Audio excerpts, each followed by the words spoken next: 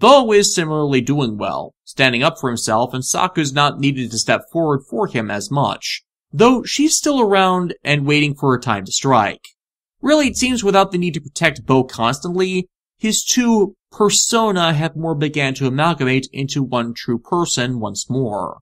Some of that is more elaborated on what has been translated from the GU Ragtime stories. Yada contacted Japan's equivalent of Child Protective Services to get them to investigate what was happening with Sakuba's family, and, well, essentially he got remitted to the care of his grandparents, and his dad finally had an excuse to drop the 160 pounds of crazy that was his mom. Saku's not required to come out to help Bo, as in real life he's finally in a supportive environment. Kun, however, has probably been dealt the worst fate of all of the characters, though, in that absolutely nothing with him has progressed or improved. He still hasn't gotten over Mai, still hasn't gotten another girlfriend, still is stuck in the same dead-end job as a part-timer with CC Corp with no prospects of being promoted to a full-timer. Nor can he get a job at the NAB like Haseo and Pai did. Yada hasn't spoken to him, and with the World R2 shutting down, he is likely to lose contact with the friends he still has, including the entirety of his little black book. While there's signs of people moving on and continuing to progress in their lives, it's ironic and, well, I can't help but feel a bit mean-spirited for the avatar of the propagation to be the one to entirely stagnate. It's realistic that not everyone's going to have a happy ending, yes, but, well... What about my future? How am I supposed to get by? Haseo, you'll listen to me, won't you? I took the CC Corp entry test this spring, for the 5th year in a row! When a part-timer at a company applies to be full-time, it's only fair to at least consider him! That's just common courtesy, right? Maybe CC Corp doesn't even have any common courtesy! Why won't they hire me full-time? I don't feel as if he acquired enough negative karma for him to get the kick me sign stuck to his back like this. Aina also joins them, once more apologizing for her jumping to conclusions and blaming Haseo for crap he wasn't responsible for, especially after everything he's done for her up until now. The only thing that should be on your mind is what you're going to say to Ovan when he finally wakes up, because he will. Yes, and have you thought at all about what you're going to do? It's been 15 months and you can't just stall yourself out again like the last few times. It'd be a ridiculous anticlimax if your sole response is to just slug him. Checking back in with Pai, it turns out her work once she debugged the system was actually mostly done for her, thanks to the work Haseo had already done in the prior months in data mining R2 that allowed her to connect the timeline of Occulta's emergence and aberrant code. At least that's how I think that went down, as they don't actually explain what the hell Rio was doing at NAB all this time, which would have helped Reiko with data analysis here. But the finding is, frustratingly, what we already know. Occulta was created from the same data aberrancies born of the World R2 operating without aura and the epitaph phases which result in the Ida emergences in the first place. Hell, it may have even been born as an Ida, but then just started eating data unchecked after Kubia's damage. Fortunately, this was also the last component needed for Pai to finish a mod program also resulting from Haseo's data mining work that she and Yada have been preparing together in the event another Kubia, like Endy, struck, which should stall Occulta long enough to rescue Zelkova. Monsters born from anomalies in the world can be weakened if the anomalies receive a correction, however slight. So we're fighting this bugster by reducing its battle level? Huh. Guess Haseo finally reached Grade X0. Pai finds Occulta in Sigma Sacred Ruined Abandoned Isle, though warns us that if we don't kill it soon, R2 will come apart before they can do much else if they don't hurry. Kusabira joins us once more, almost acting as straight-up bait for the now toddler-looking Cthulhu reject, the battle playing out much as the last one did. We are the god of destruction in this realm now, and with Kun back in the party, we've got the damage dealing to make this almost effortless, and allowing us to execute the mod program and save Zelkova. Well, it's not the reunion of Ovan and Aina, but at least we can get some comfort in reuniting these two estranged Sister? Oh. Huh? I've got a sister? News to me. What? But you... Yeah, this is kind of why Instant Call was important, as it explains in canon material what the hell Zelkova is. While I explained before that in the GU novels it implicitly said that Zelkova is an AI, it never got into his nature before within the context of the game's main story. But moreover, Kusabira is claiming to be Zelkova's sister, and upon meeting with her, looks at her, and instantly accepts her nature. A line there specifically implying he knows she's Tri-Edge, and yet continues her lie because, well, she is. I am Kusabira. I am Zelkova's sister. It's true! What this implies about Zelkova's nature isn't just that he is an AI, but another Ida. Another form of Ida that chose to take player character form before the rest did, in the way Aura, Zephy, Lycoris, and previous Vagrant AI in the series we have encountered did, and thus escaped the insanity Tri-Edge invoked on the others because he'd already attained a means by which to obtain the developmental data by building Moontree to interact with players directly. And this would, in a way, explain why the rogue Ida went after Zelkova back in Rebirth. She forced him to rejoin the whole of their collective consciousness to be complete. Yeah, total fan speculation on this regardless, since they are never at any point clear on these points at all. But at the very least, Reconnection does provide confirmation he is an AI. And, hey, that's good enough for me. Though really, his words in confirmation of her being a sibling could also be in the context that they are both artificial intelligences born of this world AI creation system. Thus, as they share a common origin, are family in that vein, even if the ways the two entities developed are in stark contrast. It's frustratingly vague enough you could take a few interpretations from this in comparison to the direct if you're paying attention way Tatsuya Hamazaki wrote the majority of this all. Still, Kusabira's presence and data make Zelkova realize a safe way to release the seal on Skaith, so Haseo can use the full powers of the 8 epitaphs without worrying about ever generating another Kubia. As Kusabira's data is a natural part of the world, and as an AI, infusing that data into Haseo's player character would alter it just enough so it wouldn't flag the black box to trigger Kubia's anti-existence to destroy an aberrant key of the Twilight. Which means it's time for Haseo's new upgrade!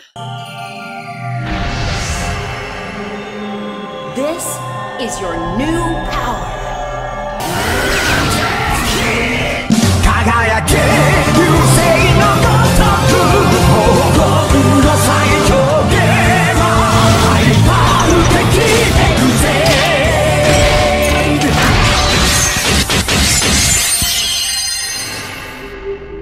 I'm right here.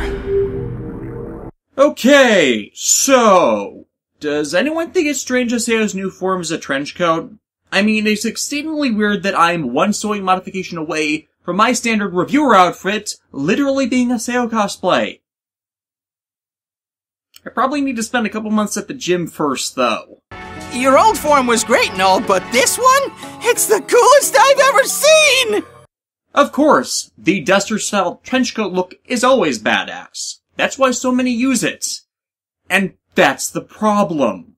Really, I like the appearance of Haseo's 5th form, otherwise known as Ultimate Steel. As the player that is an incarnation of the Key of the Twilight now, the contrasting blacks and whites of his body and outfit are highly symbolic of someone who's finally reached a true balance of existence. The true twilight of both dusk and dawn. And his new sword, the Gate of Ouroboros, is just glorious. To the point, I actually took a month to build it for myself.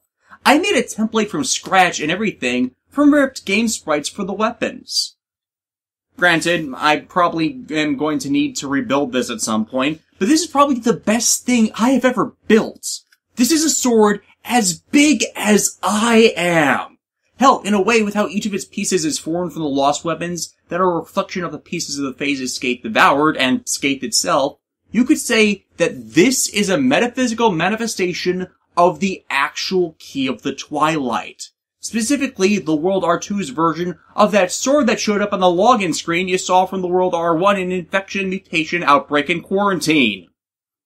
I know! So it is a sword. Just happens to function like a key in very specific situations. Or it's a key all the time, and when you stick it in people, it unlocks their death. However, I'm not thrilled about what it's done to Haseo's abilities. Upon obtaining this upgrade in the Gate of Arabra's broadsword, which you can detach into segments to turn into a chain link sword, which for the record I always find to be completely and utterly badass whenever I see them. Hell, one of the many reasons I enjoy Onimusha 3. Haseo loses every other weapon he's ever had. No more dual swords, no more scythes, no more dual guns, and no more skill triggers related to any of them. Moreover, Ultimate Steel I feel makes Haseo lose a significant thematic motive to his entire character arc. How he went from an aimless player killer to a benevolent angel of death through his last apotheosis to his X form. Hell, there's a reason why I feel the .hack Link design for Haseo's X form is the best design of it. And it's because it adds those blade wings seen of Avatar Scathe Form 3 and when Haseo rescues Ovan in GU Trilogy, as it further strengthened that motive. Ultimate Steel though? It looks as if .hack now features Dante from the Devil May Cry series. Again, I like the design. I am literally wearing a less developed version of that design, but it is not distinctive like, well, every other design in this series has felt. The only big advantage it has, beyond the combo attacks which are just plain cool however, is that the new skill trigger system is absolute boss, giving access to 8 total techniques through the 2 double trigger panels, each of which manifests a different lost weapon, or form of the lost weapon into a bunch of new attacks. Scathes is Haseo's scythe that inflicts massive damage, Innis is the lance as seen when Atali manifested her phase that can inflict stat debuffs, Magus is a sword that releases healing buds determined by damage, Fate Shell takes the form of a divine hammer that breaks the guard of armored enemies, Gore takes the form of another set of twin blades that are highly effective against flying enemies, but are otherwise a phase-based chaotic strike. Maha manifests the same claws Maha uses and can inflict charm status. Tarvos becomes a mace that hits everything around it and also breaks enemy guards. And Korbanik becomes a giant energy cannon echoing that of the Ida-infected Korbanik's cannon, seen of the second fight with it in Rebirth, but only functions well at range.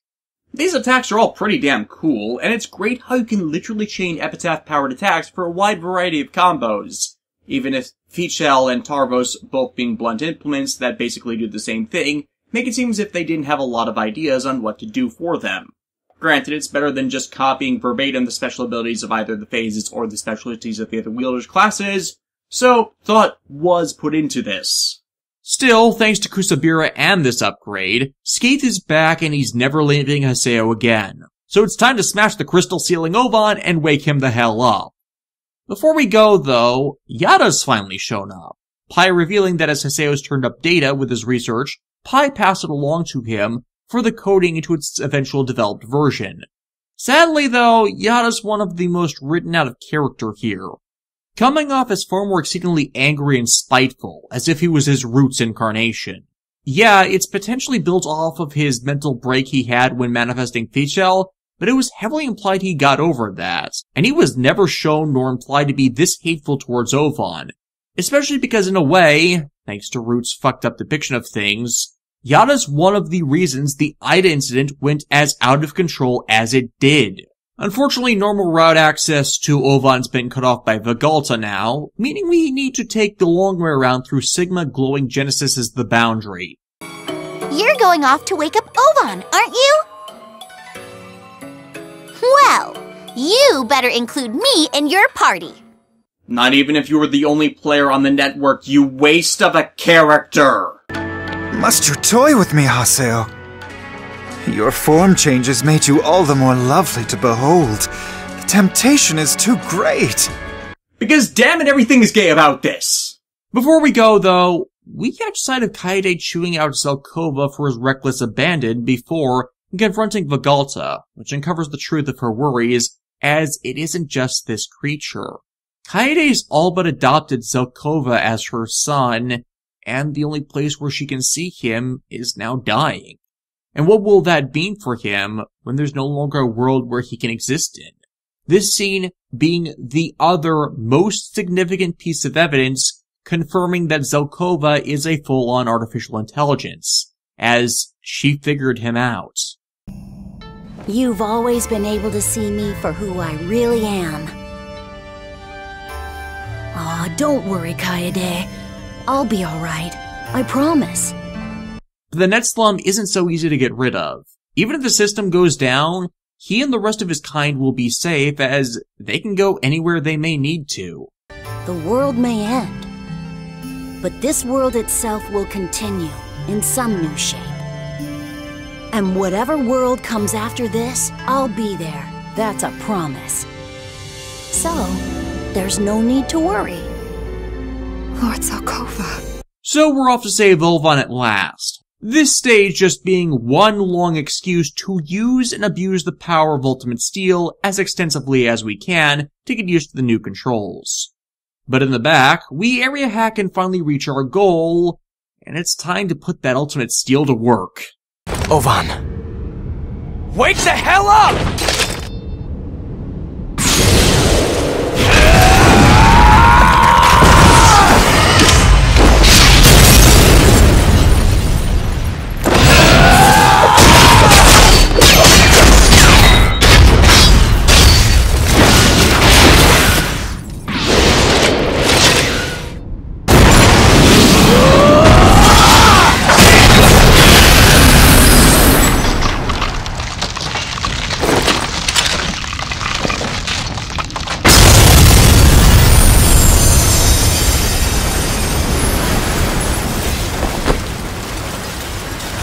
If this is the kind of animation CyberConnect can do these days, make cel-shaded CGI actually look badass for once, then I am even more looking forward to the Mecha Uday series they're working on.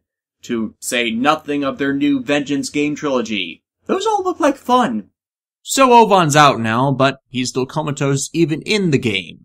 But that's because he's missing a part of his own consciousness. Something was taken when Triage left him, and it's finally time that Triage returned it. Kusabura coming in and refusing herself with Ovan.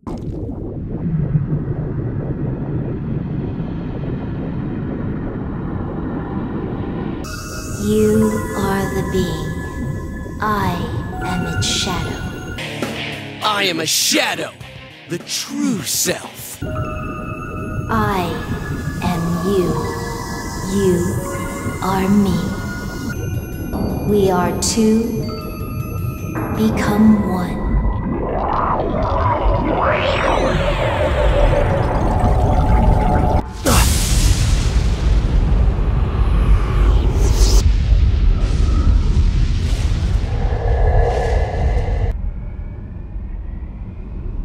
Ovan! So now Ovan's back. The previously red Triage parts becoming a spiky blue, which have left behind the side effect of turning Ovan into an emo. I chose to come here. I wanted to disappear at the very edge of this world. For me, it seemed the most fitting. You know what? I'm not even gonna complain at how cliche it is. Haseo! You God. freaking idiot! Yeah, this is pretty much where my "did you even pay attention to the last part of the story" impulses kicked into overdrive. As, did you even pay attention to the freaking epilogue? In it, Ovan explicitly says he's going to come back, that he needs to recover and pay his penance for his actions, as he willingly accepts it's necessary. He never wanted to abandon Ina, avoid responsibility for those he wronged. He wanted to make it up to them, wanted to live a happy life with Ina, and not just abandon them so he could vanish in penance for a situation that was never his fault to begin with. And even if you say the Forest of Pain ending isn't considered canon, despite that being one of the ways that Shino knew to keep hanging on to hope to even keep Ovan going with how that wrapped up, well, when Haseo and Ovan have a moment right after fighting Kubiya, he conveys the exact same point. One ending, is really a new beginning. We are not finished. Our journey will still continue. Hell, the reason he even was able to come there, as Aura then points out, is those calling out to him woke him up long enough to help. So why would those calls not have reached him now? Why would he have intentionally, when he no longer has reasons to lie or keep secrets, actively avoid coming back to the people who cared about him? Shame? Guilt? He has none, because his actions were necessary to stop far worse things from coming to pass. Are you ready to cut the crap now? You know that's not true! Maybe saving your sister this way made you happy! But do you really think anyone else is okay with this? You know, Ovan was smiling.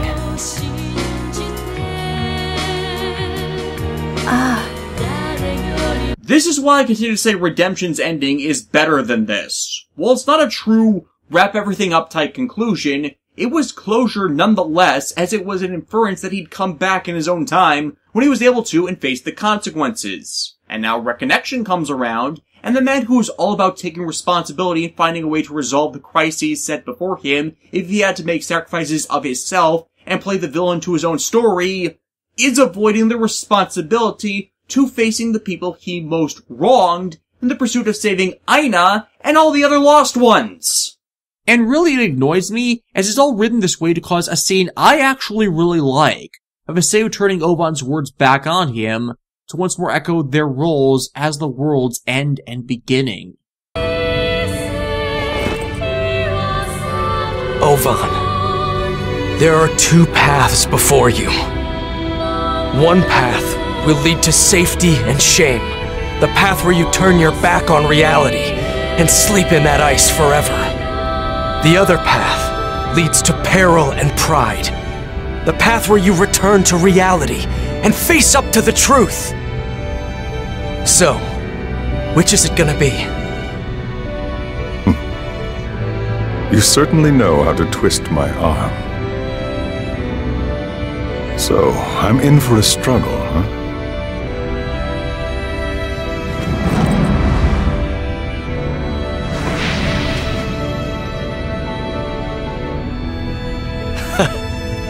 So, welcome to the world. That is a legitimately good moment which leads into the reconciliation, and I do like that the final answer Haseo has finally come up with is to echo back to their first meeting, showing that the relationships are strained but can all be worked out with time. However, the precursor to it is complete crap, as it ignores how the character has always been written. Had Reconnection had more time to flesh things out, had it been some outside force that locked Ovan up against his will and forced him to relive everything he'd done, or lock him up inside his own head so all he had time to do was second-guess his decisions that brought him here, you could have more than justified it. Hell, when I first saw teasers for Reconnection make it into the Last Recode trailers, I thought that something was happening along the lines of what happened in the GU graphic novels, and CC Corp was responsible for this in an attempt to once again claim their hands on the Epitaph PCs and means by which to try and control the system. That would have made more sense considering the direction CC Corp then takes all this in which they then go to far more extreme measures to try and claim full control of the black box systems, as stating Link, Quantum, and Beyond the World, that just kept ending up failing. It would have been a good lead into that. But instead, we have to deal with this asshole. Though this time, we finally have Ovan join the party, completing the Infinity 8 forces, with his own lost weapon, the Twin Star Rift, to join our arsenal. And once again, that rifle is awesome. Then now adds a second pistol-like weapon that looks similar to a Frankenstein-esque version of Haseo's dual guns, is even more cool. And with Tri-Edge back with him, it means that for once its ability to shred the game data is being used for good. I hate to say it, but while my power teams for playing these games have always been Team Best Girl and Team First 3 Phases, I gotta admit, with this ability spread, Ovan does displace Kun as the best combat party member, alongside Adderley taking up hailing duties. Not like it matters since, again, cleared the Forest of Pain, cleared the doppelgangers, max level, higher than natural max stats, God of Destruction. And with such, it really didn't even matter if Ovan is here, as we can walk through literally everything to our final confrontation with Sato Fagolta. Meaning, it's time to finally give him a taste of what the Key of the Twilight can really do.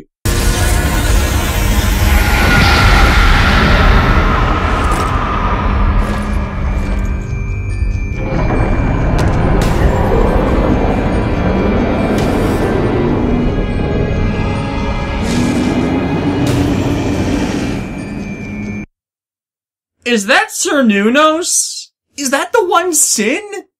Oh no, that is just wrong.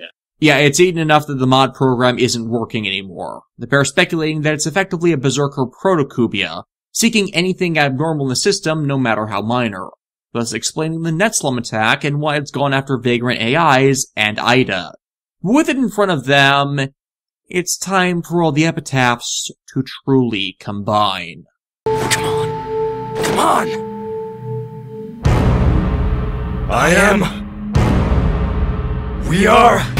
The Cyber Knight! Ranger! Wait, what'd you say? Huh. So Ovan's an old school Super Sentai fan. I wonder if Haseo got a chance to watch Go-Go 5 while growing up.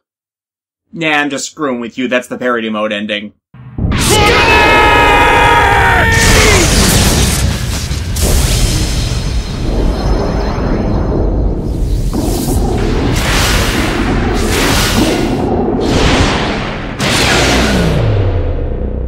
And while I'm a bit mixed on Ultimate Steel's appeal, Skate the Fourth, or would that be fifth considering his IMOC incarnation, is legitimate excellence, as it continues what all of these Skate designs have been, a fractured and broken entity piece by piece becoming a more complete and developed entity.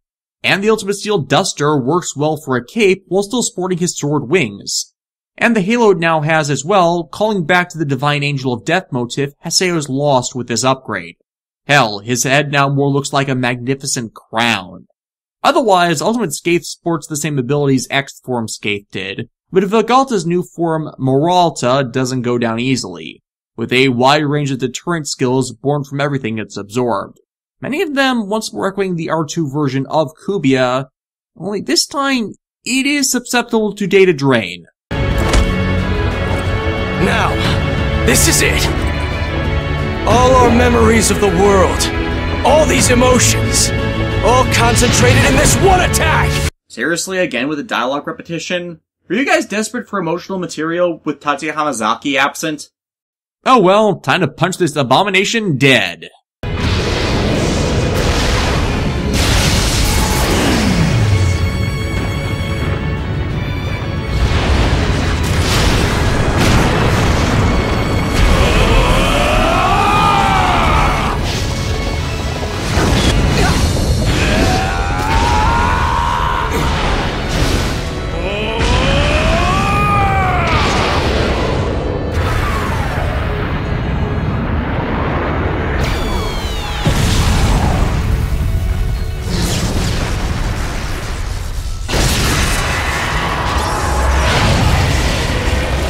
And with that, it's finally time to go home. Haseo dragging Ovan back to Makanu to finally have the reunion that has long been delayed. This leaves us with solely the true epilogue, as with Vegalta defeated, it allowed everyone we've ever met within the game one last day to play before all of the servers fail, and a last moment with each of them to give us our final closure, each person wanting to be the ones to be part of the last party, though many expecting that this isn't the true end. Gaspard and Syllabus agreeing that CC Corp isn't going to stop releasing the world incarnations, and at some point the game will be back, with the pair resolving to, with whoever will join back up with them, continue Canard for however long they can. And as an addition to that point, I'd like to show you all the Kite-class airship owned by Canard in the World Force era, as seen in .hack Beyond the World. While not addressed in that movie, expanded material, yeah, they're the largest guild in that game. They totally follow through with that. Alcade and Natalie, surprisingly, compete over the chance to be Haseo's last party members. Though considering it's a competing for affections thing, it's no surprise Alcade would actually butt heads with Natalie for once, to say nothing about Natalie's feelings on the matter. What do you mean? What do you mean? Which one will it be, Haseo? Yeah, Haseo, make your choice. I'll have to, Just f*** already! Pyrrhus teases the possibility of the next game, even as he laments the ending of the most successful product in their game library. Half of which I feel as if it were direct trolling from Hiroshi himself, Hiroshi Matsuyama. If it's being developed, then the next .hack game better have PSVR support, as I'm already picking one up for Zone Leander's Mars. I'm buying the Revenge trilogy, So they better get enough money on that to make one, as long as Bandai Japan knows our interest is strong for it. Endurance has his last moments of hitting on Haseo, Sakaboa last dual retort, and we say goodbye to Moontree, including Sephora to give closure to .hack Alcor here as well, Kestrel, Ecolo, well, everyone important. But ultimately, our last party of the game is once more with Ovan, asking us to Sigma Forever Crimes Libra, which allows the two finally a chance to reminisce over everything that's happened. How Ovan's relationship with Shino is progressing, how the Ida Ovan hated is now permanently a part of him and is surprisingly content with it, and really it allows them to close everything for Haseo where it began, with the weapon right in his face.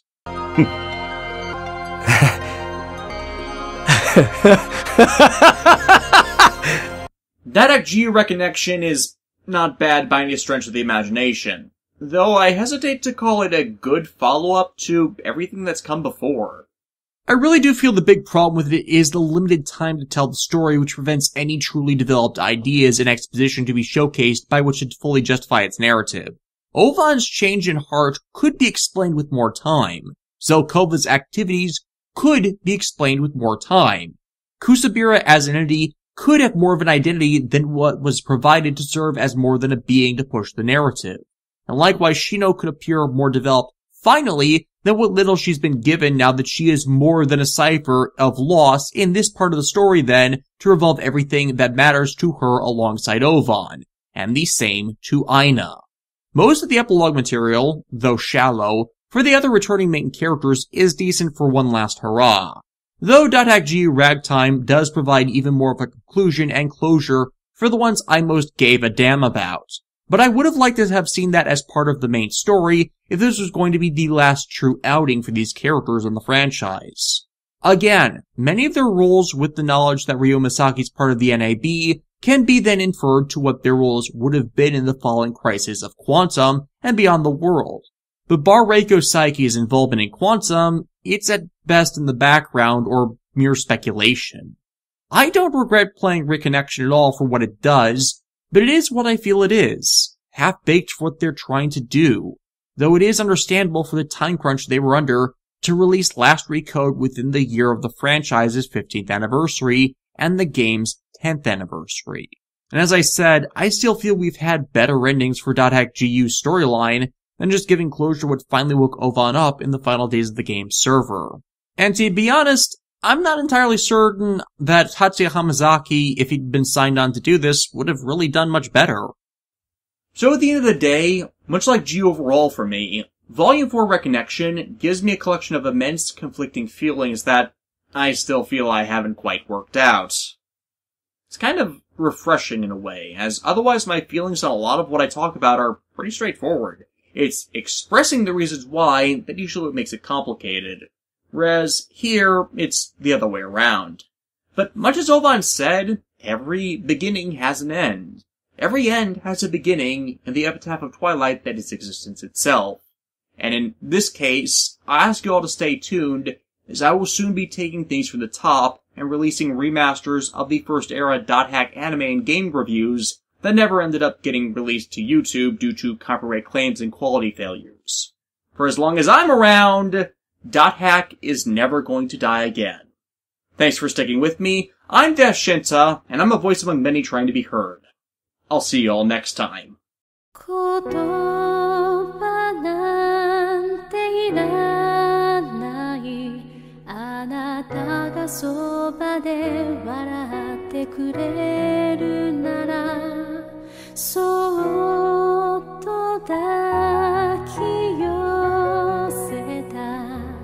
月明かりが包み込むあなたの優しさに触れた時切ない気持ちが溢れ出すこんなに大切なひとときをあなたにありが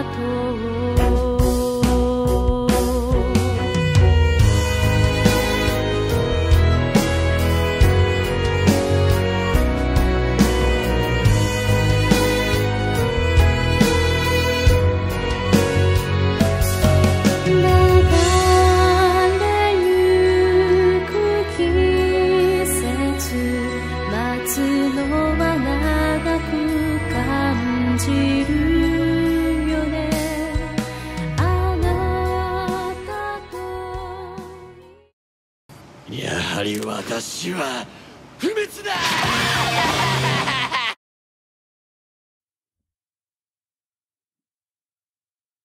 I don't really have a place to put this anymore. Yeah, I kind of went crazy in the .hack stuff in the last year.